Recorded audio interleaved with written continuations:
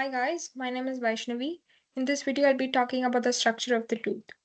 In an adult human, there are 32 permanent teeth divided into 4 quadrants with 8 teeth each, 2 incisors, 1 canine, 2 premolars, and 3 molars.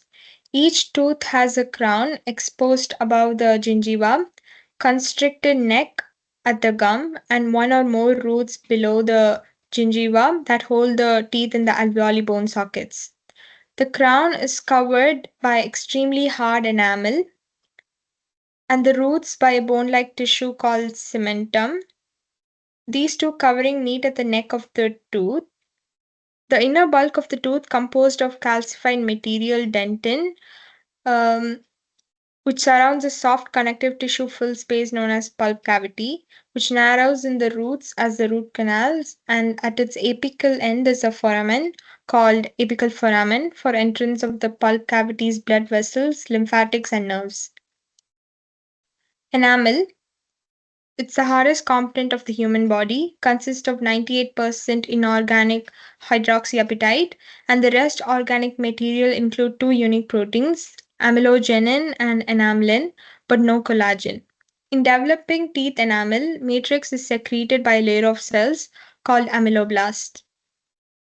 Enamel is made up of enamel rods, which are hexagonal or keyhole shaped structures and have hydroxyapatite crystals arranged parallelly.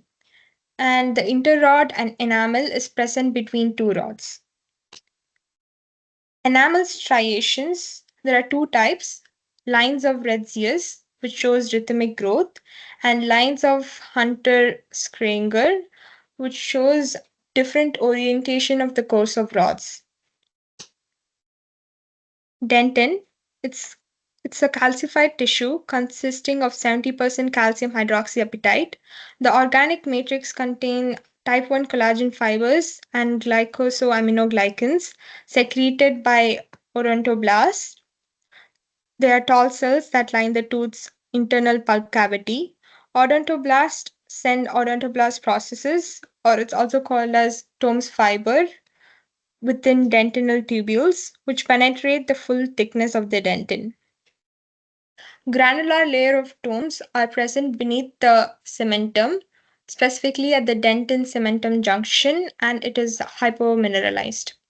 Incremental lines of von Ebner shows daily growth of dentin perpendicular to the dentinal tubules, and the lines of Owen show more pronounced changes in the dentin formation, and it may form in response to disturbances in dentinogenesis, such as physiological stress, illness, or trauma. Pulp cavity. Tooth pulp consists of connective tissue resembling mesenchyme. Its main components are the layer of odontoblast, many fibroblast, thin collagen fibrils, and ground substance. The pulp is highly innervated and vascularized tissue. Periodontium comprises the structure responsible for maintaining the teeth in the maxillary and mandibular bones. First is the cementum, covers the dentin of the root. It's 65% mineralized. It is thicker in the apical region around the root where there are cementocytes in lacunae. Periodontal ligament is a connective tissue with collagen fiber bundles connecting the cementum and the alveolar bone of the tooth socket. Unlike typical ligaments, it is highly cellular and has a rich supply of blood vessels and nerves. Alveolar bone, it is immediate. It is in immediate contact with the periodontal ligament, which serves as its periosteum. The bone closest to the roots of the teeth form the socket. The last one is the gingiva. It's a mucous membrane firmly bound to the periosteum of the maxillary and mandibular bones, composed of stratified squamous epithelium and lamina propria. Between the enamel and the epithelium is the gingival sulcus. Thank you.